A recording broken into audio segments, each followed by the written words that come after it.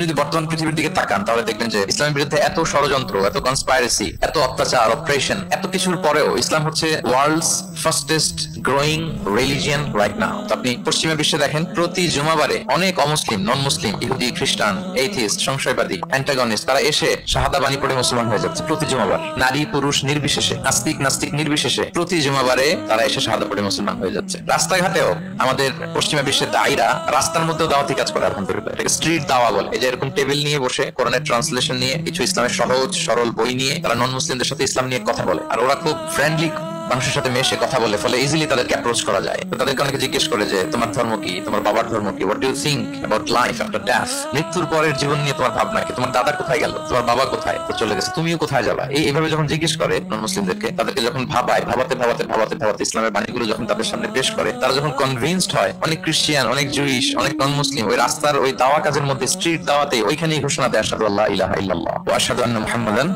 আবদুহু ওয়া রাসূলুহু। রাস্তায় আধা ঘন্টা দাওয়ার কাজের মধ্যেই ওরা কনভিন্সড হয়ে মুসলমান হয়ে যায়। গোটা বিশ্বব্যাপী এভাবে ইসলামকে আল্লাহ তাআলা ছড়িয়ে দিচ্ছেন। কেউ এর অগ্রগতিকে থামায় রাখতে পারবে না, অসম্ভব।